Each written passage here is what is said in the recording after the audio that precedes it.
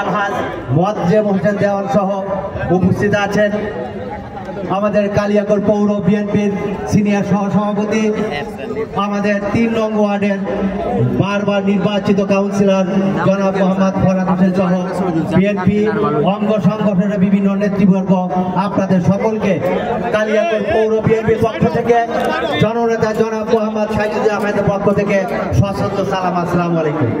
প্রিয় ভাইরা আমার, প্রিয় বোনেরা আমার, আমি আপনাদের কাছে বক্তৃতার শুরুতেই বিনয়ের সাথে অনুরোধ করব, আজকে যে উদ্দেশ্য নিয়ে এই অনুষ্ঠানের আয়োজন করা হয়েছে, দেশনেত্রী বেগম খালেদা জিয়ার রোগ মুক্তি এবং আগামীর দেশ নায়ক তারেক রহমানের জন্য দোয়ার জন্য আপনাদের সকলের কাছে বিশেষভাবে অনুরোধ করছি, সেই সাথে আপনাদের সুখবরও দিচ্ছি।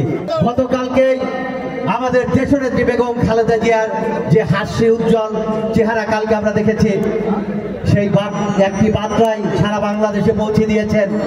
এখনো আমাদের নেত্রী সারা বাংলাদেশের নেতৃত্ব দেওয়ার ক্ষমতা উনি রাখেন।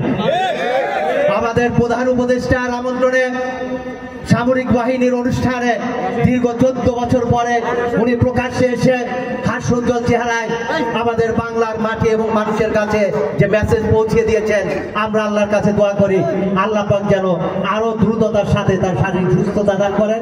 সেই সাথে আমাদের জাতীয় প্রত্যেকটি প্রোগ্রামে, দলীয় প্রোগ্রামে আমাদের নেত্রী যেন আমাদের মাঝে থেকে, আমাদের পাশে থেকে আমাদের শক্তি যোগায়।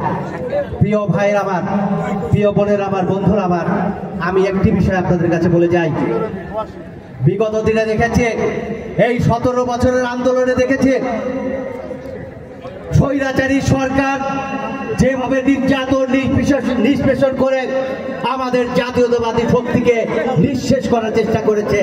বারবার আমাদের নেতৃবর্গ আমাদের পুনরায় দাঁড় করিয়েছেন, তার নেতৃত্বকে দিয়েছেন। কালিয়াকৈরের অনেক বড় বড় নেতা আছেন, নেতৃত্ব তার দাবি করেন, বড় বড় পজিশন নিয়ে আছেন, কিন্তু আমরা মাঠে কাকে পেয়েছি? গুটি কয়েক নেতা ছাড়া আমরা কিন্তু কাউকে মাঠে পাইনি।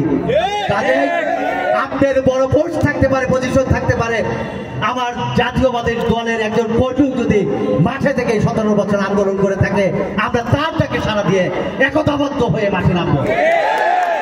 আমরা কোন শক্তির রক্ত চক্ষু ভয় পাই না।